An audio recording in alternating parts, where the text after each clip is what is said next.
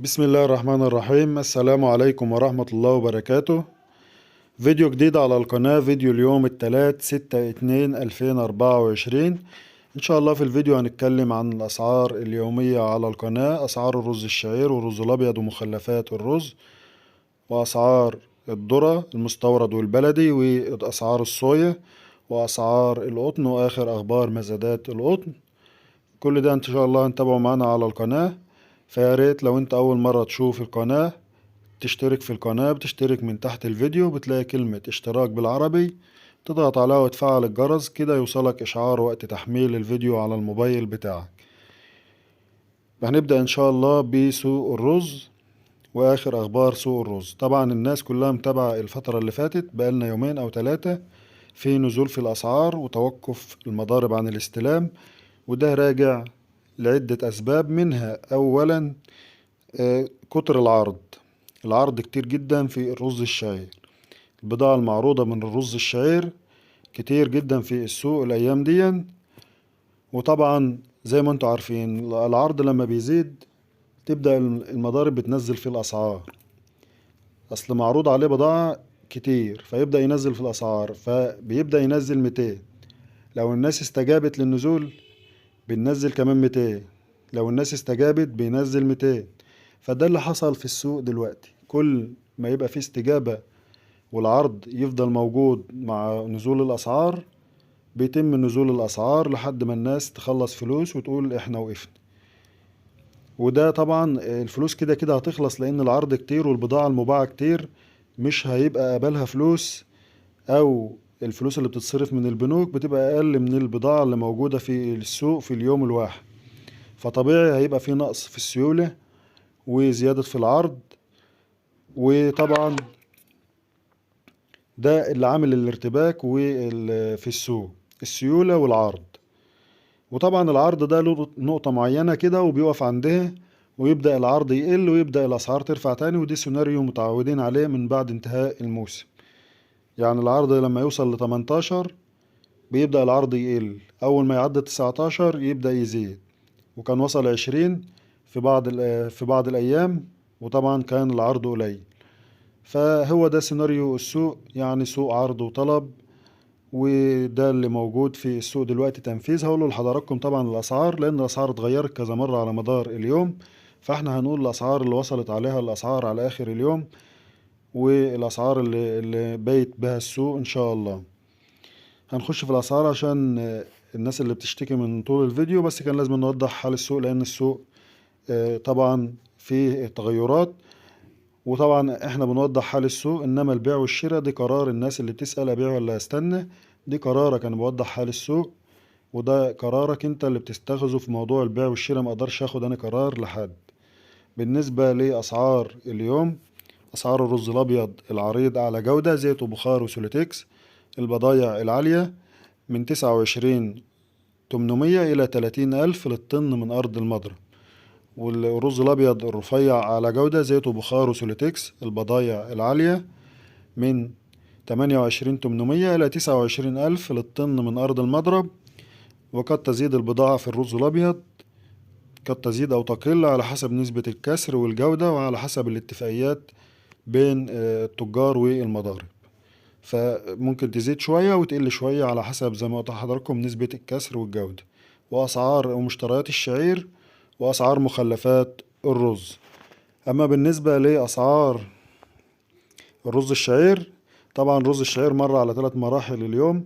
أول اليوم كان فيه توقف عن الاستلام، الظهر كان فيه استلام في الرز الشعير الرفيع ب18,700 وصال، والشعير العريض كان ب19,400 وصال.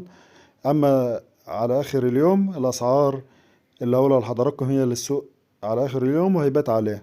بالنسبة لأسعار الشعير الرفيع وصال للمضرب 18,500، والتنفيذ على أرضه أو التحميل من على أرضه ب18,300. ده أسعار آخر اليوم في الرز الشعير الرفيع. بالنسبة للشعير العريض 19,200 وصل للمضرب إلى 19,100، والتنفيذ من على أرضه والتحميل من على أرضه 18,900 إلى 19,000 للطن تنفيذ من العرض. طبيعي ان الاسعار تختلف من مكان لاخر في حدود 200 جنيه زيادة او نقصان، ده طبيعي جدا في السوق.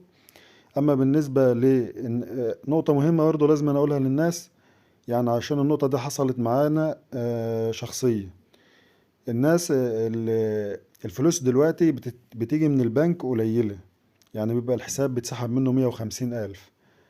فالناس طبعا يعني مثلا في واحد يقول لك في السوق الوحش ده لما يبقى السوق نازل، يبقى انت اتفقت في بضاعة ورحت تبيعها، فيقول لك مثلا ايه استنى لما اصرف فلوس من البنك.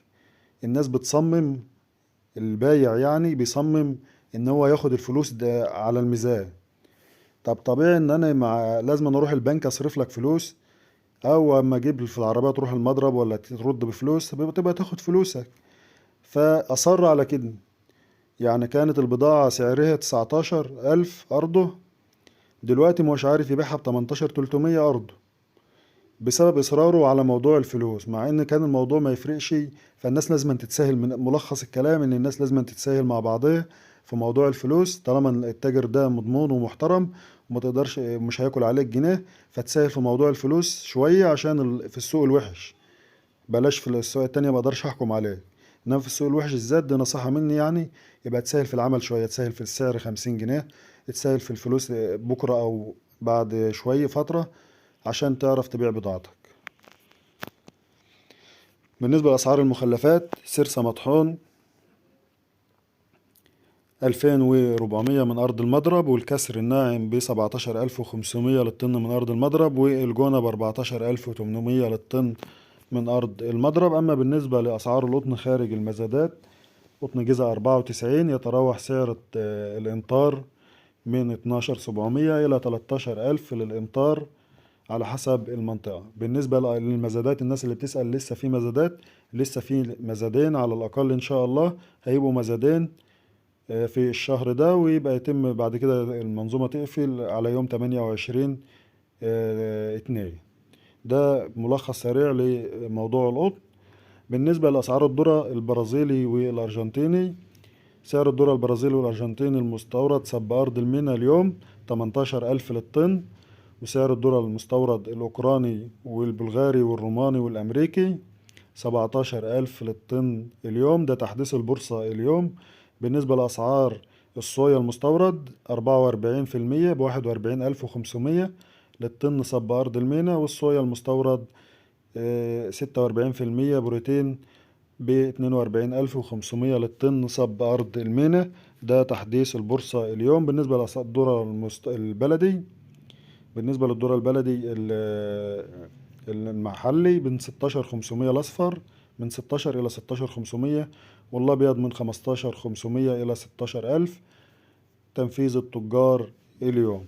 ده أسعار تنفيذية اليوم في الذرة المحلي والذرة المحلي والمستورد والصويا، ده تحديث البورصة وأسعار التجار في الذرة المحلي.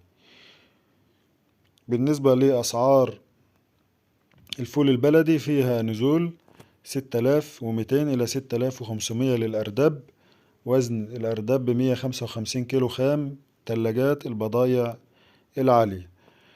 وبكده يكون وصلنا لنهاية الفيديو. أتمنى ما كنتش نسيت أسعار. لو حد عايز أسعار الردة، نزلت 600 جنيه بقت 14400. والسلام عليكم ورحمة الله وبركاته.